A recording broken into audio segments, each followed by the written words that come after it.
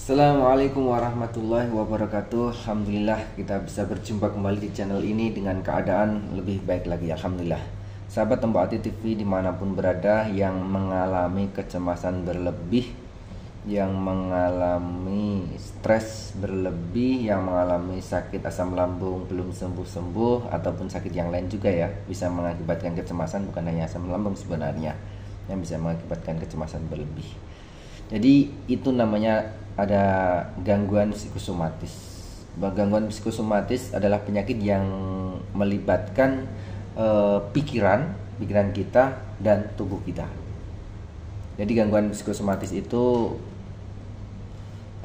ada gangguan dari pikiran yang melibatkan pikiran kita dan tubuh kita, tidak sinkron. Pikiran dapat mempengaruhi tubuh hingga penyakit muncul atau menjadi bertambah bertambah parah misalnya ya. Dan perutnya sudah agak sakit ya, agak sering sakit ataupun bagaimana, itu bisa terpengaruh dengan pikiran, karena perut ini itu sangat ada hubungan yang erat sekali dengan pikiran kita. Jadi kalau pikiran kita tenang, nanti juga asam lambungnya akan tenang, akan tidak naik. Kalau asam lambungnya nanti naik, terus mengakibatkan ada sensasi, juga pikirannya akan kacau, kayak itu, melingkar. Sudah saya sampaikan di video-video sebelumnya. Jadi sahabat Tembok Hati TV dimanapun berada, oleh karena itu kita bisa menenangkan diri kita ya, kita bisa menenangkan diri kita, bisa relaksasi, bisa dan lain sebagainya, sudah saya sampaikan. Dan penyakit ini tuh disebabkan oleh faktor psikis atau mental, seperti stres dan rasa cemas yang berlebihan. Ya memang karena sakitnya nggak sembuh-sembuh, atau sakitnya itu berlarut-larut, sehingga kadang kita berprasangka sampai kita stres, sampai kita trauma, akan terjadi sesuatu hal yang buruk dan lain sebagainya. Ciri-ciri psikosomatis adalah ketika merasa takut atau cemas, denyut jantung itu akan menjadi cepat, ya kan? Denyut jantung deg deg deg dan terasa mual. Terus tidurnya kita kadang terbangun secara tiba-tiba, dan terus kaku-kaku pada otot-otot, ada saraf, atau misalnya pada kayak terikat di kepala. Ciri-cirinya kan gitu, sensasinya luar biasa. Itu sudah saya mengalaminya. Dari kepala itu ada sensasi kayak terikat, mata berkunang-kunang, atau sering blur, matanya blur, ada kayak ketari kayak gini, terus lendir di tenggorokan itu kayak ini ya, karena mengganjal di tenggorokan, bibir kering, lidah itu bergaris, agak warnanya ini karena asam lambungnya naik ya, pahit, itu biasa hal yang seperti itu, mengganjal di tenggorokan, punggung sini kaku ya, karena ada pengaruh ototnya yang ada dari otaknya itu memberi sinyal, pokoknya intinya asam lambungnya naik, mempengaruhi amandela memberi sinyal ke otak bahwasanya akan terjadi sesuatu hal yang buruk pada tubuh kita, kayak gitu. Dan otak pun akan memberi sinyal-sinyal kepada tubuh ini bahwa pokoknya ya mengakibatkan seperti apa yang kita rasakan. Bagi penderita asam lambung, anxiety, yang sampai anxiety, kecemasan berlebihan, seperti itu. Jadi kepada sahabat-sahabatku semuanya, kalau kalian mengalami seperti itu, kalian itu jangan panik, jangan menduga-duga, jangan berprasangka-prasangka. Kalau perlu silahkan datang ke dokter. Itu lebih baik silahkan datang ke dokter untuk konsultasi bagaimana kalau terjadi kecemasan berlebihan seperti ini tuh bagaimana. Nanti akan ada solusi. Kalau kalian masih bingung, sudah ke dokter kesana kemari, tidak ketemu juga penyakitnya, coba lihat video saya ini. Dari TV1, TV2, TV3 ada penjelasan atau pengalaman saya di saat saya mengalami anxiety psikosomatis seperti apa. Jadi sakit ini tuh sakit yang sangat luar biasa. Bagi orang yang tidak sakit, yang tidak mengalami anxiety psikosomatis, maka dia akan melihat kita itu kayak lebih, kayak sakit apaan kayak gitu. Tapi bagi yang mengalaminya sangat-sangat luar biasa. Ini saya pernah mengalaminya dan saya tahu betul apa yang kalian rasakan. Dan juga kalau sensasi banyak sekali juga ya, ada yang kakinya kesemutan, tangan juga kesemutan atau kram, dan juga naik ke perutnya pasti kerubukan, terus begah, kembung, mual, itu dia seperti itu. Juga ada lagi misalnya panas di dada sini sampai ke punggung sini, dan sering kedutan terus kayak ada kejutan di dalam, terkejut lah, kayak kita dikejut kayak gitu lah. Itu ya saya merasakan kayak gitu. Kalau orang yang pergi ke orang pintar misalnya ya, itu bisa dikatakan kamu kena guna-guna, kamu kena ini, kamu kena itu dan lain sebagainya. Tapi sebenarnya ini adalah secara medisnya adalah kena asam lambungnya naik mengakibatkan anxiety psikosomatis ataupun kecemasan anxiety disorder, kecemasan yang berlebihan, psikosomatis, dan sampai ketakutan terhadap kematian dan lain sebagainya. Masih banyak lagi juga saya kembalikan, saya bahas lagi tentang sensasinya, mulutnya kering, sakit dada, sakit kepala, sakit perut, nafas menjadi cepat, kita ngus-ngusan dan nyeri otot, dan masih banyak lagi. Mungkin kalian mengalami seperti itu. Bagi yang masih anxiety psikosomatis, segera kalian sadar bahwa sakit kalian itu hanya sakit biasa, karena terkena ada sinyalnya yang sudah ditanam oleh Allah Subhanahu wa taala. Ini sinyal yang luar biasa ya. Ada amigdala yang kalau kita itu terjadi sesuatu, maka otak kita akan diberi kabar bahwa akan terjadi apa atau seperti itu. Memang sudah dibikin seperti itu supaya kita waspada, lebih hati-hati lagi. Dan tentunya kita yang mengalami seperti itu ya, yang mengalami seperti itu, yang gejalanya fisik disebabkan oleh meningkatnya aktivitas sinyal, gimana ya, saya tuh menjelaskannya bingung sebenarnya, tapi saya paham. Jadi ada aktivitas listrik atau disebut impuls kayak gitu, saraf dari otak ini ke berbagai bagian tubuh kita. Jadi memang memang membuat tidak sinkron.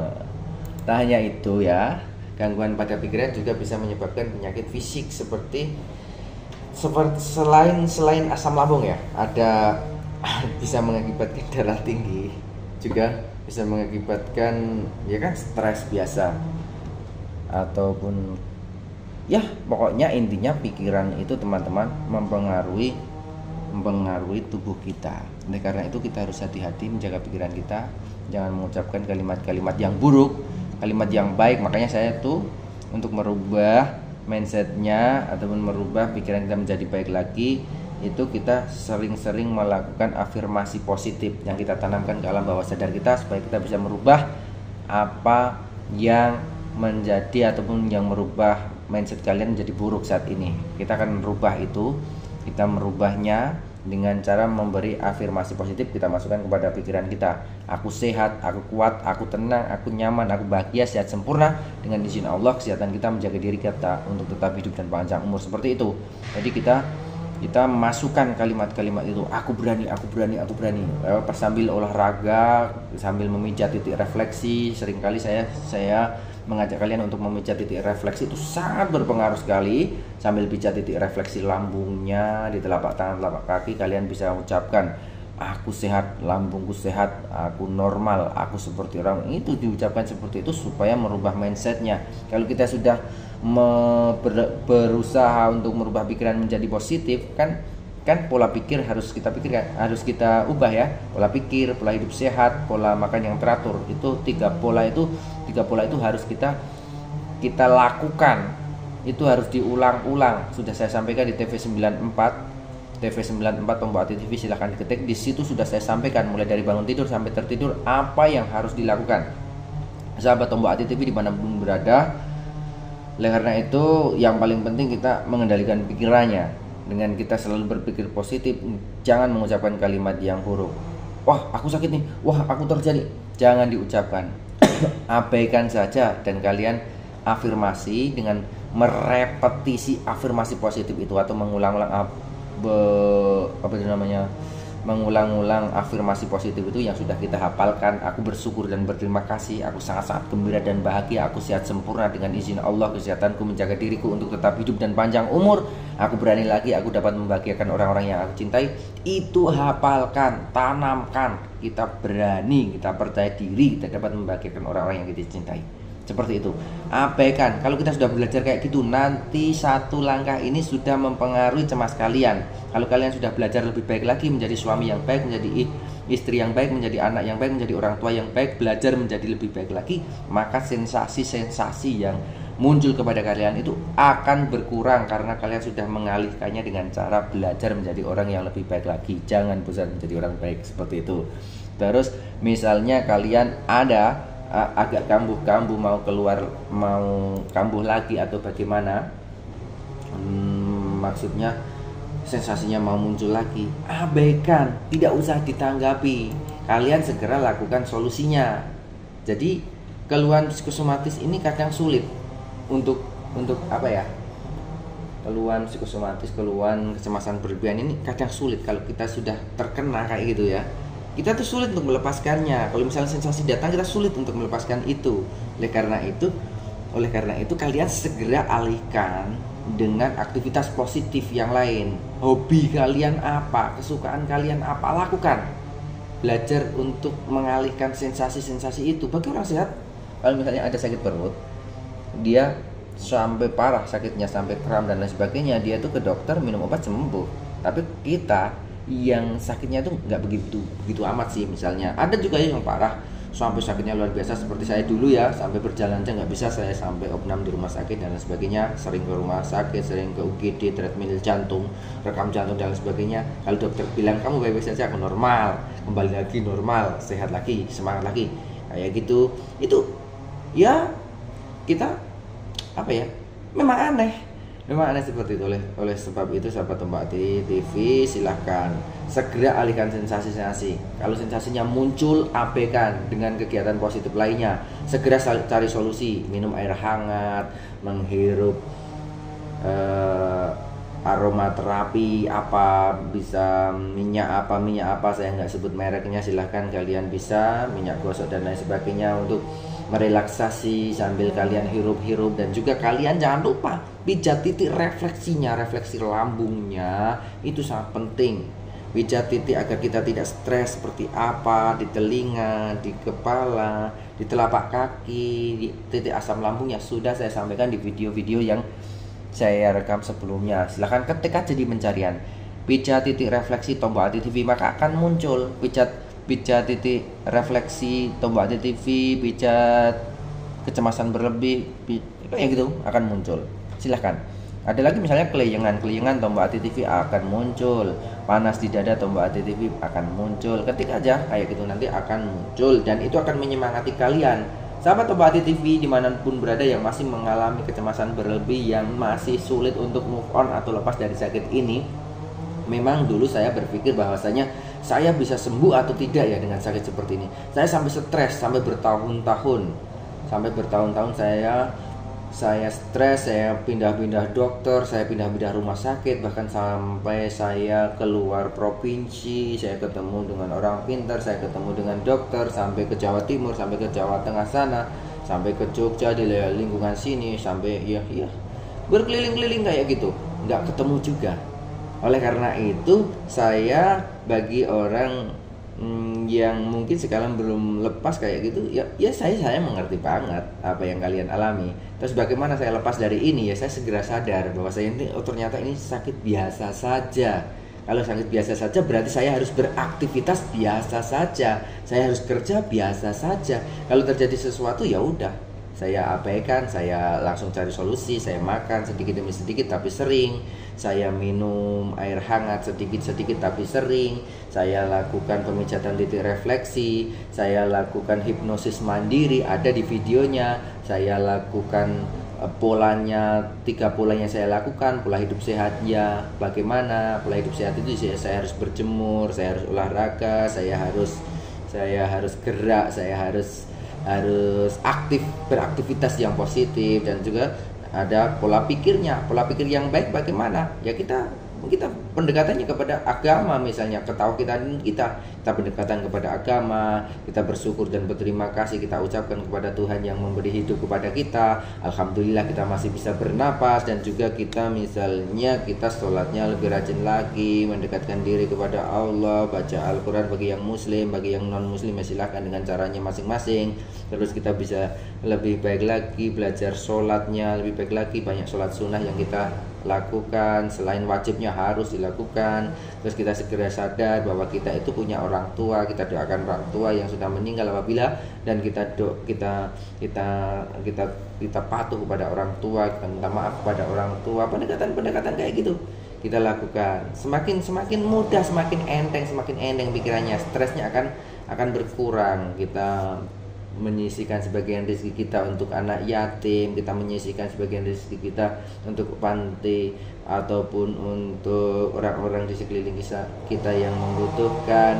Itu ada kepuasan tersendiri yang nanti akan membangun harapan kalian yang sekarang seolah-olah sudah tidak ada. Ini pola pikirnya, ya. Pola pikirnya itu pendekatan agama seperti itu, pendekatan sosial, pendekatan agama. Kita belajar menjadi suami yang baik, anak yang baik, istri yang baik, orang yang lebih baik kayak gitu. Terus kita mengaji bagaimana banyak orang menerima keajaiban, sakit yang sudah parah akhirnya bisa sembuh lagi. Terus kita mengkaji para nabi Ayub, nabi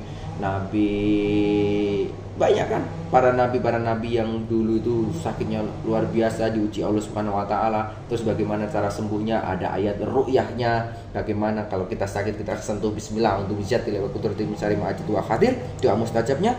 Terus kita baca kulhu falak binas ayat kursi dan lain sebagainya. Bagi orang muslim itu ada pembentengan pagi dan petang, kita lakukan kayak gitu. Dulu saya juga nggak begitu paham kayak gitu, nggak begitu memperhatikan kayak gitu. Tapi setelah sakit, alhamdulillah diingatkan oleh Allah Subhanahu wa taala, saya bisa mengendalikan pola pikir seperti itu, dan pendekatan agama lebih kita mendekatkan diri kepada Tuhan yang Masya Allah Subhanahu wa taala. Dan tentunya yang paling penting ini yang terakhir, yang nomor 3, pola makan yang teratur. Pola makan yang teratur itu bagaimana? Ya kita pola makannya itu dikit-dikit tapi sering. Pagi itu jam berapa kita jadwalkan makannya, nanti sebentar lagi jam berapa. Kalau itu sudah kita lakukan, nanti semua akan normal sinkron ya. 3 pola hidup sehat, pola pikir yang baik, pola makan yang teratur. Minumnya bagaimana, jam berapa, jam berapa. Nanti kalau kalian sudah mengalami kalau aku tidak makan jam 9 nanti kambuh nih. Nah, itu sudah bisa kalian mengendalikan sedikit nih. Nah, nanti jam 10 harus makan. Nah, nanti lama-lama sudah bisa makan 1 hari 2 kali, 3 kali pagi, siang, sore. Kalau nanti sudah bisa kayak gitu terbiasa, nanti telat-telat juga nggak masalah, normal. Saya kemarin itu dulu baru sembuh itu kemarin dulu itu saya nggak bisa makan sehari 2 kali, nggak bisa, harus makan. Dulunya 4 kali, pagi jam 10, siang jam 3 sore, nanti habis maghrib kayak gitu. Itu makan kayak gitu terus, dikit-dikit tapi sering. Tapi setelah itu saya bisa pagi, siang, sore.